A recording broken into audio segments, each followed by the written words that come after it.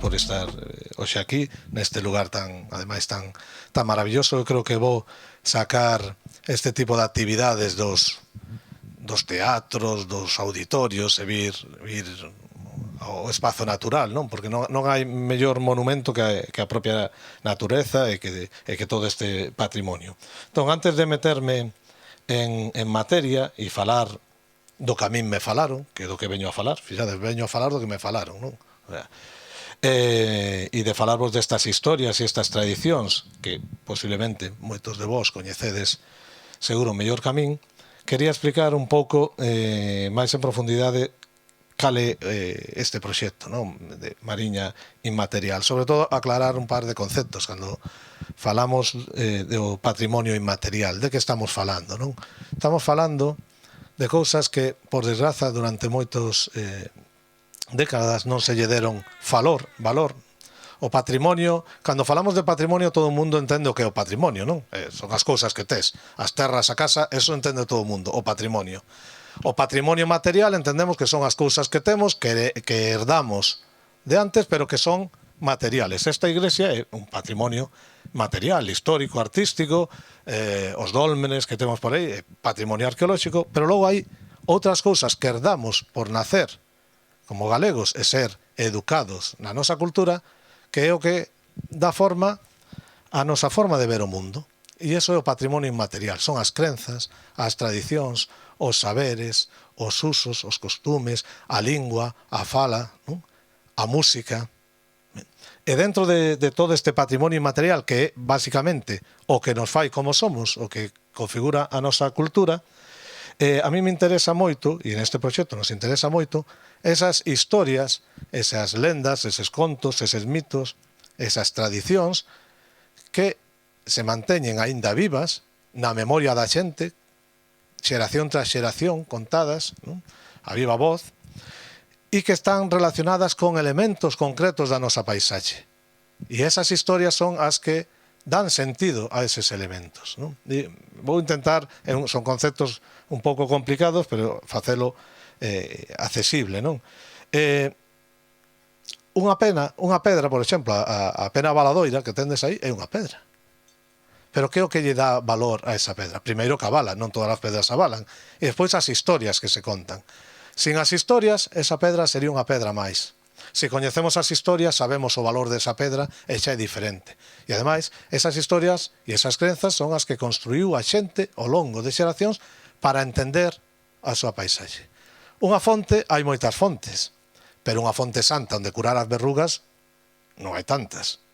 Unha fonte onde se diga que si bebes ali quedas preñada, iba a decir preñada ou preñado, non, aquí non se pode decir preñada ou preñado, quedas preñada, ostras, eso é para ter en conta, non? Porque existen esas crenzas. E lle dá valor a esa fonte. Se desaparece a historia, se a xente esquece a historia, é unha fonte máis. Mañán podemos meterlle un cano de formigón, botarlle cloro, que é o que se fai agora, e acabouse a tradición. É a historia o que lle dá sentido. Pero se desaparece a fonte ou desaparece a pedra, a historia tamén desaparece, porque xa non hai o elemento que faga referencia. Entón, a nós, o que nos interesa é recoller esas historias que fan referencia a lugares concretos da paisaxe que serviron para construir, como decimos en antropoloxía, construir culturalmente a paisaxe. A natureza construye a paisaxe, os ríos fan o seu traballo, os glaciares, o vento, pero nós tamén construímos a paisaxe cando lle poñemos nomes a cada lugar, cando decidimos habitar aquí e non ali, cando decidimos ir cogando a ese sitio, despois a ese sitio, cando decidimos coller auga neste lugar, extraer un mineral, construímos a paisaxe. E para construir a paisaxe, e para poder moverse pola paisaxe, damoslle nomes aos lugares. Antes a xente, moita xente nova, sobre todo nas cidades, pensan que todo monte. É o monte. Vas coas vacas, vai ao monte. Ninguén lle decían vai ao monte. Decíanche vai ao outeiro bicudo, vai a pena de non sei que, o sea, todo tiña nomes para poder orientarse. E esos nomes puñámoslo moitas veces por algo, pola forma dunha pedra, polo que facía, porque avalaba, porque unha pedra onde aparecía un encanto, porque tiña forma de forno, e se ten forma de forno, a natureza fai fornos, non. Quen fai fornos? as mouras, as vellas, as meigas, entón temos os mouros, o forno dos mouros, e así vamos construindo toda esta paisaxe maravillosa, chea de historias que non son contos de vellos, que non son supersticións, que non son historias que non teñan valor, senón que son historias que falan de nós, de como vivimos, de como víamos o mundo, e que teñen non só ese valor cultural, senón o valor de intentar entendernos mellor. E ademais transmiten coñecementos e saberes sobre o territorio, saberes sobre o que se podía facer ou que non. Sabemos todos que cando un é rapaz tende a facer o contrario do que lle din os pais, eso sabemos todo. Si queres que se acabe a tortilla, non lle digas come a tortilla, dille non comas máis, déxamo para mí, entón o rapaz come a tortilla. Eso é así. Por lo menos é o que facía eu, atravesados, somos atravesados os nenos máis. Por que son atravesados os nenos e se empoñen o poder? Porque son máis listos. Logo, a medida que vamos medrando, vámonos facendo máis parvos e vamos aceptando todo o que nos din, e así nos vai. Pero é moito máis fácil transmitir valores tamén a través dos relatos. Se eu non quero que o meu fillo, a miña filla, vaya aí ao fondo do río porque hai un pozo piao oscuro que se cai, pode afogar, eu podo dicir, oye, non vayas aí porque ali habita unha bichoca, unha cobra, tal. Entón o neno de, ostras, quieto. Entón, as lendas tamén sirven para eso, para educar, para transmitir os valores. Fixadevos, nas lendas de mouros, ou encantos, sabedes que os mouros son esta raza mítica que construiu os dólmenes, que construiu os castros, que fixo os petroglifos, que siga habitando baixo terra, é dicir, todo aquelo que leva aí toda a vida, que non sabemos quen fixo, porque a xente obviamente non tiña por que ter coñecementos históricos, quen fixo eso? Eu pregunto ao meu pai, ao meu avó, a miña avó, oye, ese dolmen, ese castro, esa croa que hai aí, quen fixo eses muros, esas casas? Leva toda a vida. Eso leva toda a vida. Toda a vida, basicamente, o que lembra hasta teu avó, eso é toda a vida. 80 anos. Leva toda a vida. E fixéchelo ti? Non, eso xa estaba. Quen o fixo? Non sabemos quen o fixo. Sabemos que non fomos nós. Se non fomos nós, tiveron que ser outros, diferentes a nós. Entón, creamos unha raza maravillosa que son os mouros, que eran diferentes a nós, porque nós vivimos na aldea, eles onde vivían? No monte, porque son diferentes. A xente pasaba necesidades, traballaba todo o día no campo. Os mouros non traballan. Os mouros teñen todo de ouro. Son o contrario a nós, non? Nós habitamos sobre a terra, eles viven baixo terra. E así, con esa historia, nos sirve para explicar o porqué das cousas. Sirve igual que a historia. Os mitos, isto sería un mito, sirve igual que a historia, para explicarnos o porqué das cousas. Por eso, o valor de todos estes relatos. Por exemplo, estaba explicando que un mouro, unha raza mítica, que chamamos razas míticas. Todos os povos teñen razas míticas. E máis, seguimos creando razas míticas. Outro día, entrevistando unha señora aí atrás, en San Tirso, en Xove, faloume dunha raza que eu non coñecía. E díxome que por ali, por aquela zona, por aquelas praias, aparecían uns seres que se chamaban, que eran os sulfuristas. E digo, hostia, o sulfurista, que raza mítica é esa? Sí, veñen cunhas táboas para andar polas ondas. Digo, ostras, os sulfuristas, pois xa temos unha nova raza mítica.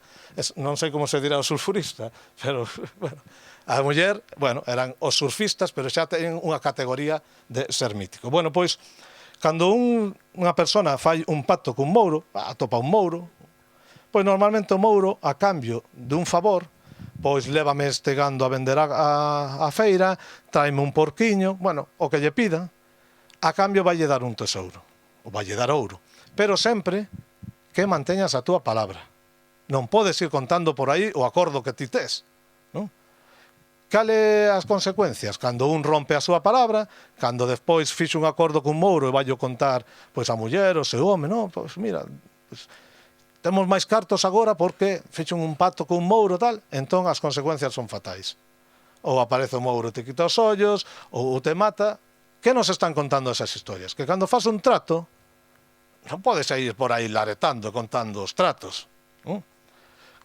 Cando faz un trato hai que manter a palabra. Se ti lle dixeches, eso pasa moitas veces en lendas de mouras, pois aparece unha moura nun pozo e dixe, mira, esa vaca que levas está preñada, cando a leves a feira, o primeiro becerro que che saia, que sexa macho, tesmo que traer. E ti ao final tes o becerro e dis, non lle vou dar este becerro, que mellor voulle dar outro. Daslle outro, ela se entera, as consecuencias son fatais. Incumpliches o trato. Unha sociedade como a galega, unha sociedade labrega, que as cousas non se deixaban por escrito, a palabra é sagrada, e a palabra dada vai a misa. E a forma de transmitir que ti non podes traicionar a túa palabra ou un acordo é a través dos mitos tamén. Están dicindo, se non respetas o teu acordo, se vas falando demais, isto que che vai pasar. O sea que a mitoloxía, máis alá de explicarnos as cousas, sirve tamén para educar. E aquí, no Valadouro, Valadouro, Alfozo, que é toda esta zona natural, como en moitos lugares de Galicia, pero aquí especialmente, tendes un montón de historias que teñen que ver coa mitoloxía. Unhas das que me parecen máis interesantes son aquelas que falan dunha abella. Tendes escoitado falar, non falo de calquera abella, unha abella rara, unha abella que vive nunha peneda, que vive nun sitio. Tendes escoitado falar da abella? Bella, non abella, Bella. Non, nunca escoitache de falar da abella? Non? A ver, quen escoitou falar dunha abella misteriosa que pode... Vou vos por un exemplo. En Budián, a pena redonda de Budián. A pena redonda de Budián é un con, unha bola granítica, que trouxe unha abella na cabeza, imaginade a abella, como era. Mentras iba fiando na roca, chegou ali, a muller estaba cansa, pousou a peneda e ali quedou. É unha historia que nos explica por que hai unha pedra tan grande ali no pueblo. Escoitache de falar algunha vez de bellas así? Non, nunca escoitache de falar da bella. Non. Vale. E se eu vos digo que todos escoitache de falar da bella, e non o sabedes? Isto é como cos políticos, nos engañan e non o sabemos. A veces van. Bueno, pois, vou vos preguntar, como se chama o arco iris en galego? Arco da Bella. Que máis sabe que se chama Arco da Bella? Todo o mundo, non? E por que se chama Arco da Bella? Non nos preguntamos por que se chama Arco da Bella. Fixadevos, en español é arco iris, é o arco da deusa Iris. Temos unha cantiga en español que dice: cuando llueve y hace sol, sale el arco del Señor. O sea, para os cristianos o arco fixo Deus que é a mostra do pacto cos homes despois do diluvio facendo ese arco. Pero os galegos, como temos as nosas crenzas, fixo unha bella poderosa, unha bella deusa, é un aspecto da gran deusa que é a Moura. Entón, a bella fai un arco no ceo que sostén a bóveda celeste. E polo que tamén suben as bruxas, polo arco da bella, non? É dicir, todos coñecedes a bella. Sabíades, por exemplo, que o río Miño construiu unha bella? O río máis importante de Galicia nace no Pedregal de Irimía. O Pedregal de Irimía é unha morrena glaciar, un montón de pedras, como un camiño de pedras moi grandes, e aí abrolla o Miño. Conta a historia que unha bella levaba todas esas pedras no mandil, había uns curas que lle quixeron quitar a auga, o manantial, os curas sempre fan por ter, e a bella dixo, non, ti non me levas auga. Lanzou todas as pedras co delantal, taponou a auga e naceu o río Miño. Eso é maravilloso. Unha bella. A bella crea o mundo. A bella hai sitios de Galicia que cando vai moita calor, como estes días, di, hoxe fornea a bella. Quen é esa bella que fornea o calor? E cando pola mañán aparece branco, sabe? Porque se o di, esta noite peneirou a bella. Quen é a bella que peneira a xiada? E cando vemos un lucecú por aí, como lle chamamos? A bella cenando, a bella facendo as papas, tamén, a bella das papas. Ostras, está na lingua, o que pasa é que non paramos a pensar. Esa é a bella que fixo todo, a bella do inverno. Aquí en Asturias, aquí ao lado, cando chegan as últimas nevadas do inverno, chamanlle las nevadas de la Viella. É a bella Moura. Pois aquí, se en algún lugar vive a bella, é no Valadouro. Porque tendes a pena redonda de Budián, que trouxe unha pedra, unha bella, a deixou aí. Pero, aquí no Cadramón, na Veiga da Lagorza, tendes outra pena que é a pena da Meiga, que contan que pasaba un paisano por ali, que levaba a pucha a gorra, e viu sair a unha bella espectacular con cornos de ouro. Se alguén me quere dar un corno, este momento. Con cornos de ouro. Home, o paisano dixo, se ten cornos de ouro, ter cornos non é moi bo, pero se son de ouro, vale. Entón, lanzoulle a pucha e díxolle, toma da miña pobreza e dame da túa riqueza. E que pasou? Non lle fixo nin caso, a vella seguiu, o sea que aínda está ali arriba, se queredes ir polo ouro, aínda está aí. Os cornos quedaron, os cornos logo é difícil quitalos. Ben, na ponte de Paredes, en Recaré, aí abaixo, hai así, hai un regato, un río, no? Baixa por un fondal, ali outro veciño daqui, un día que baixaba do campo, esquecera o paraugas, e volveu polo paraugas, e ao chegar ali a ponte, agora non existe a ponte, sabedes que atopou? Ostras, e como sabedes? Atopou unha abella, pero non unha abella calquera, era unha abella que tiña tendida a roupa e tiña unha galiña con pitos. Escoitachedes algunha vez falar da galiña cos pitos de ouro? De ouro. Bueno, pois aí estaba a abella, o sea, está todo cheo de lugares donde aparece a abella, a gran deusa bella. Pero si a abella non é suficiente, tamén tendes santas moi interesantes, santas que tamén fan grandes proezas. Na fonte das Coruxeiras, contábame, pena non está Xesús Pisón, bueno, sabedes a igrexa da Santa Cruz? Está ali en riba do Castro, non? Bueno, pois ali está a Santa Elena, e resulta que todos os días a Santa Elena aparecía na fonte das Coruxeiras que está ali abaixo nunha veiga. Collían a Santa e levábana para arriba. E volvía a aparecer no sitio. E así todo o día. Eso é moi habitual. Hai moitos santos que cando os moves do sitio queren volver ao seu lugar porque aí é onde se senten ben. Entón, a base de mover a Santa para arriba para baixo, chegaron un día que lle preguntaron a Santa, pero vamos a ver, pero por que ves sempre para a fonte? E díxolle Santa Elena, porque ali na iglesia non me afago. O sea, unha santa que non se afacía estar na iglesia, quería estar na fonte. Porque as fontes son a vida, a auga é a vida, sin auga non hai vida, non? E por eso tendes un montón de fontes tamén milagreiras, fontes maravillosas, curativas. En Adelán, xa pasamos ahora para Alfoz, bueno, como vos partiron en dous, como en Alemania, pois aí en Adelán tendes ao lado da igrexa, a igrexa de Santiago, non? De Adelán, ali ao lado hai unha fonte dedicada a San Ramón. Sabedes que San Ramón para que era bo? A ver, como está desde coñecemento? A ver, para?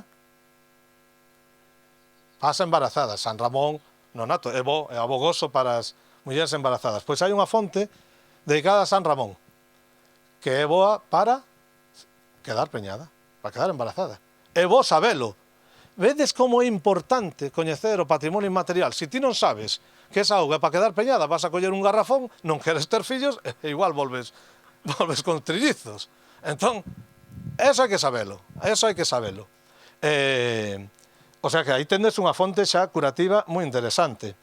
En Lagoa, ali onde está a igrexa de San Vicente, tendes outra fonte detrás, que era para as verrugas, as cousas da pel, a xente lavábase, ataba un pano. A última, aí cando estiven onte, xa non hai panos nin nada, pero, porque a xente perdeuse esa tradición, pero en moitos outros lugares de Galicia síguese facendo. Se ides a Barreiros, aí ao San Estevo, tendes a fonte da Santa Rosa chea de panos, en moitos sitios. Eu son de Pontevedra, ali vamos a San Benito de Lérez, a polo aceite, para curar as verrugas. Entón, tendes aí unha maravillosa fonte para curar, según a crenza, as verrugas, que é importante coñecelo. E por que é importante coñecelo? Mais alá do valor que teña, por as historias, por as tradicións, porque temos unha sorte en Galicia, temos un santoral policlínico. Eso quere decir que temos santos para calquera enfermedade. E como vamos a un ritmo acelerado de desmantelación da seguridade social, cando desmantelen os ambulatorios, vai nos quedar o santoral policlínico, un pa cabeza, o traumatólogo, non sei que, entón, polo menos, teremos un plan B. Vale, hai que ter fe, pero creo que é máis fácil ter fe que conseguir cita na seguridade social, entón, podemos intentalo. Así que tendes tamén fontes maravillosas. Citei a fonte de San Ramón de Adelán. Pois na iglesia de Santiago de Adelán aconteceu unha cousa maravillosa que me contaron outro día. Iba unha muller que iba á feira a vender cun cesto cos froitos da terra, e ao pasar por diante da iglesia era cedo pola mañá, a xente antes madrugaba, e viu que estaban dando unha misa. Sabes que antes se facían tamén as novenas. Viu que había misa e entrou a asistir á misa. E a muller deixou o cesto ali, estaba asistindo á misa, e cando acabou a misa, díxolle a muller que tiña ao seu lado: mira, bótame unha man para subir o cesto. E dille a muller: eu non podo, que morrín onte. Entón deuse conta de que todos os que estaban na misa, incluído o cura, estaban mortos. Eso impón, entrar nunha misa que estiveran todos mortos. E que nos fala? Eso é a famosa misa de mortos. Todos coñecemos as historias da Santa Compaña, de vas polos camiños, aparece a compaña, o acompañamento, as luces, verdad? Sobre todo en determinados cruces, hai que ter sempre moito cuidado. A ver, vamos a facer unha parte práctica. Que pasa se un ve a Santa Compaña? Que é o que hai que facer se un ve a Santa Compaña? Facer un círculo, tocar a gaita. Que máis? Aí está, o primeiro que tens que facer é escapar. Que vas a quedarte aí a tocar a gaita? Escapas. Eso que hai que facer, escapar correndo. Sabes o que me pasou a min un día? Eu xa teño contado outras veces, pero volví a dar unha conferencia en Navia de Suarna, e subo ao alto do monte, ali había uns mámoas, unha zona de mámoas, da que se dice que salía a Santa Compaña. Eu era de noite, vai ser como cando saia daqui, que vou ter que cruzar todo por aí, e ao final do camiño vexo unhas luces vermellas, laranxas, amarelas. Digo: ai, me cago en diola, Santa Compaña. Digo: que fago agora? Que fago? Vou para atrás non podo ir porque tiña que ir para diante. Vou correndo, digo, estou dentro do coche, non sei se eso vale como círculo. Vou me achegando, vexo as luces movíanse, digo: pois nada, acelero e paso a toda leche, rezando tal, acelerei, e cando vou achegando, yo quieto, para, que un control da Guardia Civil. Si chego a pasar, imaginade a desgracia, porque sexa Santa Compaña ou non, a desgracia sempre está aí. Así que o primeiro é escapar, ver. Se non podes escapar, faz un círculo no chan e poste no círculo, ou unha estrela de 5 puntas.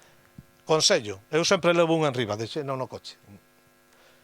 É mellor facer o círculo con un garabullo, con un pauciño de oliveira bendita. É moito máis eficaz, Eso está comprado. Se o faz con oliveira, moito mellor. Oye, que non tes un pau, sempre te podes pôr no chan cos brazos en cruz, así, cos puños pechados, para que non che dean nada, porque sabes que a Santa Compaña pode che dar o caldeiro tal, cos puños pechados, e decir: cruz xa teño eu. Meterse baixo unha cepa que faga forma de cruz, ou senón, porse o abeiro dun cruceiro. O cruceiro crea un espazo sagrado. Os cruceiros son espazos sagrados, non se poden mover os cruceiros así o chou como se fora un sinal de tráfico. O cruceiro está delimitando un espazo sagrado. Nos cruceiros paraban os enterros a facer bueno, non sei agora o nome, as plegarias, a rezar cando se leva o difunto. Os cruceiros, sí, eso é. Os cruceiros son lugares onde se facían ritos curativos, porque emanan unha sacralidade. Ritos contra o mal de ollo, contra o meigallo, ali se facían. E tamén era o lugar onde se enterraban os meniños que morrían sin bautizar cando non nos deixaban enterrar nas iglesias. Así que moitos cruceiros, e aquí hainos, son lugares onde se enterraba. E outros cruceiros están recordando accidentes, xente que morreu, unha desgracia, un asesinato, que lle caeu un rayo, non? Hai un moi interesante, que é, bueno, que temos dous amigos que o teñen ben coñecido, que está ao lado de casa. O Cristo da Estivada. Non sei se contalo eu ou contadelo vos. Teño que contalo eu, non? Bueno, o Cristo da Estivada é un Cristo feito dunha peza de pedra, e levaba un paisano no carro. Viña co Cristo, e ao chegar ali o cruce de camiños, o home fixo soberbia, iba montado en riba do Cristo, e dixo que algo así como: Deus pode moito, pero eu podo máis, que vou en riba del. Emborcoulle o carro, caeu a cruz en riba e matouno. E ali se puxo a cruz. O sea que, cuidadito con con estas cousas, non? Entón, todo, que nos está dicindo esta historia? Están falando dentro do que eran os valores éticos e morais dunha sociedade que, oye, que tampouco se pode ir por aí blasfemando, que hai que ter respeto, o sea, estas historias servían, como os digo, para educar. E nos cruces de camiño era un dos lugares tamén donde se vían luces, se vía a Santa Compaña. Aquí faláronme, non sei se vostedes coñecen, faláronme outro día da zarrulada. Teñen escoitado falar da zarrulada? Sí? E que era a zarrulada? Non sabe? Ai, ven aí a zarrulada. E daba medo. E daba medo. A zarrulada era un can con cadelos, era unha presencias do máis alá, do alá. Noutros sitios, aquí tamén, no Valadouro, teñen chamado a pastoriña, vale? A pastoriña, aí en Alfoz chamanlle a zarrulada, na miña zona chamanlle a raposa do morrazo. O caso é que aparecen estes seres moitas veces nos cruces de camiño que a xente identifica con cans. Aí, aquí na Mariña, outro día tamén contaban de un cruceiro onde hai enterrados meniños e que se fixo porque morreu unha persona, aparece un can negro, misterioso tamén. Outras persoas din que é un can que ten unha Z dibuixada, porque debía ser prorruso. No batallón Wagner, entón levaba a Z pintada. Non sei, pero a xente conta eso, levaba unha Z pintada. Ben. Entón temos, como vedes, tamén os cruceiros, non? Estas historias dos defuntos, das mortes, das misas dos defuntos, estes seres maravillosos como a zarrulada, non? Logo, os ríos están cheos de lugares misteriosos, de pozos mouros, de pozos piagos. Tendes aí abaixo o pozo da Onza, onde se di, verdad, que caeu un carro fondo, non? Estes pozos que atas 4 adibais e non chegas ao fondo, pois neses pozos sempre pasan cousas. Sempre se conta, pois, ou hai unha grade de ouro, ou vive unha serpe, ou vive unha bichoca, ou é un pozo que caeu un carro coas vacas e todo, e nunca se volveu saber máis del. Mira que ten que haber carros aí nos ríos, porque hai un montón de pozos, e outro día contábanme un montón de lugares de pozos mouros aquí. Incluso se di que ese pozo é un ollo marino, o sea, que a auga viña dende o mar, que se vía o mar, non? Entón tamén creamos estas historias maravillosas sobre os pozos, non? Falaba antes da galiña aos pitos de ouro, non? A galiña aos pitos de ouro tamén é unha historia moi interesante, se repite en moitos lugares de Galicia, vinculado aos castros, e esa galiña, ese encanto, que se un é capaz de collelo, claro, imaginades unha galiña con 7 pitiños de ouro, eso é un negocio, porque que fan as galiñas? Non, cantan. Non, poñen ovos. Entendo eu que se a galiña é de ouro e os pitos son de ouro, os ovos serán de ouro, non? Entón, eso sería un negocio, pero non coñecín por agora ninguén que fora quen de cazar a galiña dos pitos de ouro. Escapa pa un lado pa outro, pero bueno, non deixa de ser tamén esa esperanza de un pouco sair da pobreza, porque a xente sabe que, claro, que traballando é moi difícil. A única solución era atopar unha galiña dos pitos de ouro ou facer un pacto cos mouros. Mira, o país está cheo de casas, eu coñezo moitas casas que contan os veciños que fulanito tal fixo a casa cun tesouro dos mouros que atopou escondido. Entón, cando alguén se facía rico, de repente, e progresaba, e facía unha casa máis grande ou compraba terras, é porque tiña un trato cos mouros ou conseguira ouro dos mouros. Na miña terra, nas Rías Baixas, agora dice que anda na fariña, que é outra forma de mito. Non todo o mundo, pero antes era cos mouros, agora andan na fariña. E por que digo isto?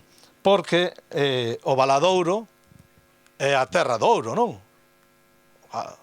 Eso din, eu ainda non atopei. Bueno, si atopei aquí unha cousa, non sei se lle caería, onde está a camba? Un botón de ouro de correos. Eu quero pensar que de ouro, o sea que algo de ouro haberá. Pero contábame unha señora, do Valadouro, que era o Val do Ouro, que había pepitas de ouro nos ríos, que había moito ouro, os mouros tamén tiñan moito ouro, pero que o levaron todo. Porque se agora non aparece, alguén o levou. E para onde o levaron? Pa Rusia. Estaralo. Bueno, a señora decíame que había moito ouro, pero que o levaron para Cuba antes de Fidel Castro. Esa é unha aclaración, eso non sei se é lenda ou non, pero o caso é que a señora estaba convencida que o levaran para Cuba. O caso é que si é certo que se contan esas historias non de tesouros, esas historias do ouro dos mouros e do ouro do Valadouro. E xa que falamos dos mouros, e para ir, si queres, rematando, unha das cousas que máis me chamou a atención aquí, pois, falando coa xente, recollendo historias das moitas que poderíamos seguir contando toda a noite, é que o que noutros lugares se di que facían os mouros, aquí é o Mariscal Pardo de Cela. E si desacervo é o Marqués de Sargadelos. Isto é maravilloso como se vai adaptando. Entón, si des o Castro de Ouro, no Castro de Ouro había túneles. Eso contase sempre que hai un castro, hai un túnel polo que os mouros levan os cabalos a beber ao río. Menos aquí, porque o túnel é polo que levaban os cabalos, os señores a xente do castelo, ao río Douro. Pero tamén hai outro túnel que vai do Castro de Ouro a Frouxeira. Esa línea directa de metro pola que iba o Mariscal Pardo de Cela cando non quería que o viran, non?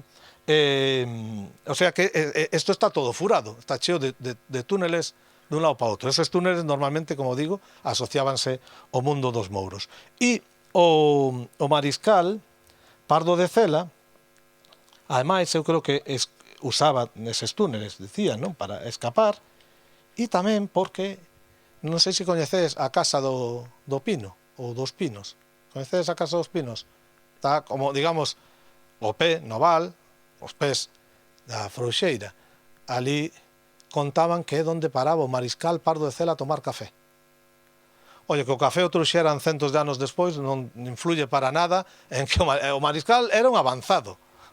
Entón, el paraba ali a tomar café. Eu decía, pero por que para aí a tomar café, a merendar? E xa me solucionou a dúbida onte uns veciños. Paraba a tomar café porque ali tiña a súa amante. O sea que na Casa do Pino tiña a súa amante, paraba a tomar café. Tamén se di que tiñan unha cama que lle medraba o pelo todas as noites e había que rapala. Nunca vi unha cama con pelo, bueno, si vi camas con pelo e algunhas cousas máis noxentas que non vamos a entrar agora. Pero ali que saibades tiña o Mariscal, contan, Pardo de Cela a súa amante. Porque contábame tamén que o Mariscal Pardo de Cela, aparte de cobrar os impostos, non? Como cobraban todos os nobles, tiña un imposto a maiores, e era o dereito de pernada. Sabes o que é o dereito de pernada, non? E decíame un señor, non, el cobraba o dereito de pernada, pero non era por mal. Non era por mal, era por outra cousa, non? Pois cobraba, el tamén tiña ali o dereito de pernada. Así que o Mariscal Pardo de Cela, ese herói tamén da historia galaica, aquí adquire as dimensións xa de un ser mítico. Tan mítico que é a personaxe ideal para unha paisaxe tan impresionante como esta, unha paisaxe paleolítica, non? Cando subimos a serra, eso é brutal, onde está a Pena Valadoira, as penas avaladoiras. Bueno, vou acabar coa Pena Avaladoira. Decía que é un herói propio destas paisaxes que son de película. Ti ves esas películas americanas, ves, non sei, El Señor de los Anillos, que se grabou en Nova Zelanda, e é isto. As Highlands de Escocia. Bueno, cal é a diferencia? Que eles graban ali é un decorado, e isto é de verdade. E o Mariscal Pardo de Cela, e agora vou revelar unha primicia, era o auténtico Señor de los Anillos. Mariscal Pardo de Cela era o Señor do Anel, porque contan que tiña un anel de ouro que facía caer as caixas abaixo. E non só tiraba as casas abaixo co anel de ouro, senón que facía afundir os barcos. Así que un anillo para dominarlos a todos, que decía Tolkien, tiña o poder do anel. Pero como todo non vai ser todo destrucción, non? Nin cousas así feas, pois que saibades que tamén temos todos estes elementos vinculados á vida, non só á morte, falamos dos cruceiros, falamos cruceiros donde se enterraban meniños, iglesias donde había misas de defuntos. Tamén contaron que a Santa Inquisición tamén andivo por aquí facendo as súas, e cando unha rapaza quedaba embarazada solteira viña a Santa Inquisición e levaba presa e facía a tortura da gota. Imaginade que se pensa, non? Pero aparte destes lugares vinculados ao alén, o máis alá, temos elementos vinculados coa vida, como as fontes, e entre elas a pena de avalar que tendes aí arriba, por eso estamos aquí, e que logo Margarida fará un tema inspirado nestas pedras asociadas a cultos, o que chamamos litolatrías, lito de pedra, e latría de culto. E sabes que as pedras avaladoiras, pedras quileiras, chamanlle os canteiros, normalmente se asocian a ritos de fertilidade. O sea, facer, non? O que hai que facer para quedar embarazado en riba da pedra facilitaba. A pedra é o inmutable, o que perdura toda a vida. Hai moitas crenzas tamén na cultura galega que as ánimas quedan nas pedras, non? E dan a vida. Entón, as pedras que abanean eran pedras que se utilizaban para a fertilidade. O mesmo na pedra de avalar. Hoxe en día a xente, bueno, agora xa non avala, que rompeu na o mar, pero tamén era unha pedra para a fertilidade. As pedras que avalan ou as pedras escorregadoiras, aparte de usalas como tobagán, tamén servían para a fertilidade. E tamén para os xuizos, según a adiviñación, según avalaba ou non, a resposta era favorable ou negativa. Pois, por exemplo, vaime tocar a lotería? Pois, se avala é que sí, se non avala é que non, por decir algo, non? Bueno, mellor vamos decir ao revés, porque que non avale porque é máis difícil, non? Entón, había estas historias e estas pedras da fertilidade, que hai moitas no país. Vos tendes unha maravillosa que é esa pedra de avalar, que aparte na parte de arriba, non? Esa pedra avaladoria ten como uns furados, como unha cama. Home, non sei se é moi cómodo para facer ali o que hai que facer, igual levando unha alpaca de palla, pero ese movimento, ese tiqui-tiqui así, tipo bachata, pois é o que facilita precisamente a remeda o movimento. Quizáis destas tradicións vinculadas á pedra, ou quizáis da pedra avaladoira ou xistal, veña esa expresión de pasar pola pedra. Igual para cando alguén... Non é unha ocurrencia, pode ser que veña porque hai moitas pedras no país, menires, pedrafitas, nas que as mulleres iban a frotar a barriga, que se identifican coas pedras da fertilidade, a parte das ondas.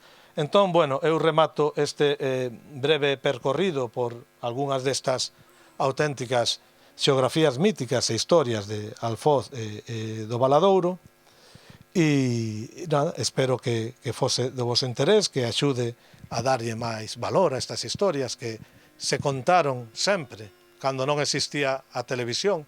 Sabedes que a televisión é unha burda imitación dunha lareira, o sea, non lle chega ao nivel, non? De sentarse ao carón do lume e contar historias como se facía antes. E agora, bueno, perdeuse, a xente nova non lle interesa moito, a xente maior xa non conta estas historias porque pensan que non teñen valor, e teñen gran valor, non? E este tipo de actividades pues, axudan un pouco a recuperar esa cadea que se rompeu, que veña xente nova, dice, oye, pois mira, estas historias, isto que contaron, pois eu tamén o sabía, voulle contar a xente nova, para que eles podan contar. Ahora hai outros medios, podemos gravalo, podemos facer películas, libros, non? Pero o poder da oralidade, de contar as cousas de viva voz, non hai nada que o supere. E sabes que é o máis triste? Que non lle daban valor a isto, e logo temos a xente entusiasmada, como papollas, vendo series de televisión en Netflix que están contando estas historias igual, pero inventadas de outros países, cando nós témolo aquí de serie de verdade, non? Entón, se fascinan, as bruxas, os lobisomes, pero se iso tes aquí al lado, se aí al lado está o forno das meigas, e valoramos máis a veces o de fora que o que temos aquí. Entón, esperemos que con estas actividades pois sirvan para recuperar, para volver a contar historias e para dignificar o que é a nosa cultura e, en definitiva, a nosa forma de estar no mundo, que, como digo, sempre non é nin mellor que peor que ninguna outra, é a nosa. E hasta aquí chegamos, porque xa me está empezando a entrar así un pouco de pelete por detrás, pero bueno, non, aguantou o tempo, a verdade que bastante ben, non? Tendes frío? Non? Estás ben? Non tendes casa? Os mosquitos? Home, que vamos a ver. Vamos a ver. Vimos a sentar nas alpacas, entón... Seguro que chegaron aquí e dixeron, ai, me cago en diola, eu viña a unha actividade e resulta que me traen a sacar o estrume. Non, bueno, pero queda bonito, bucólico e pastoril. Son pioneiros, Escoiten o que digo. De aquí a 2 meses van a ver a venta en Ikea, seguro, as alpacas para sentarse no salón, xa verá, para acompañar a mesa de palés, que é o último en modernidade. Bueno, moitas grazas, espero que disfrutaran e a ver se nos vemos de hoxe nun ano ou hasta a próxima, se non é antes. Vale, grazas.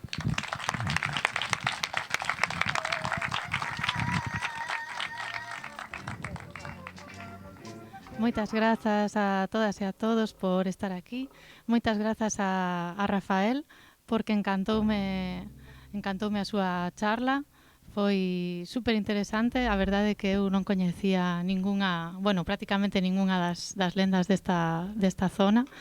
E nada, foi moi interesante e moi inspirador. Eu fixen unha peza inspirada na pena valadoira. Como vos digo, non coñecía nada sobre este tema, entón investiguei a través de Google, de Internet, que é o que todos utilizamos, e había varias cousas que atopei sobre distintas ritos, distintas, cousas que para que se empregaba esta pedra, e onte Rafael confirmoume algunhas delas, porque tiña as miñas dúbidas.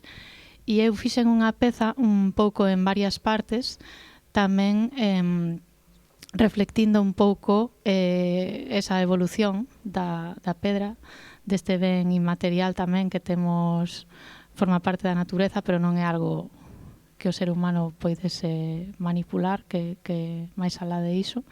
E esta peza, como dicía, ten un fío conductor que son sempre 2 notas, que para min reflicten o que sería a pedra, que sigue aí, pero pasa por varios momentos quizáis máis misteriosos, con máis misticismo, con máis, como dicilo, de forma máis escura, pasa por momentos con máis xuízo, con máis evolución da humanidade, e despois, como resumo, pois unha sensación que me queda fermosa, de ter, como dicía Rafael, estas historias que podemos hoxe compartir para educar como humanidade, non? Porque iso os animais, por exemplo, entendo que non o fan, non o sei, pero entendo que non o fan, que só facemos nós.